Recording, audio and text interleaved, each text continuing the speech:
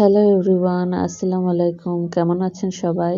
আজকে আমি আর আমার ছোট বোন বাইরে যাচ্ছি। নিউ মার্কেটে কিছু কাজ আছে আমাদের।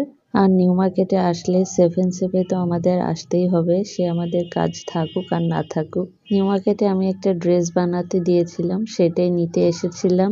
৫-১০ মিনিটের কাজ ছিল, আমরা ঝটপট সেরে এখানে চলে আসলাম।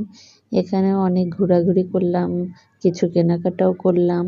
তারপর এখান থেকে জনতায় গেলাম, ডে সেভেনে গেলাম, বেবি শপে গেলাম। মানে দুই বোনে আজকে খুব ঘোরাঘুরি করেছি।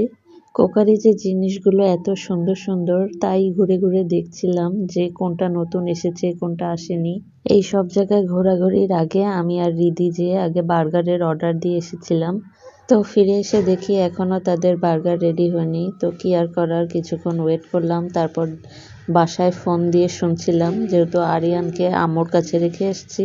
বাসায় আরিয়ান আবার কান্নাকাটি করছে কিনা, কারণ সব সময় ওকে নিয়ে মার্কেটে আসা যায় না, খুব বিরক্ত করে। বাসায় ফোন করাও শেষ, তারপরেও আমাদের বার্গার এখনো আসেনি। তো এত দেরি হচ্ছে দেখে ওখান থেকে আমাদের ফ্রি ফুচকা খাওয়ালো। যদিও আমরা অন্য কিছু অর্ডার করতে চাচ্ছিলাম, কিন্তু ওরা যেহেতু ফ্রি ফুচকা খাওয়ালো তাই আমরা আর অন্য কিছু অর্ডার করিনি।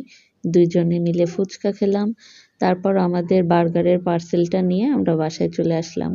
আজকের ব্লগটা এই পর্যন্তই ছিল। সবাই ভালো থাকবেন। আল্লাহ হাফেজ।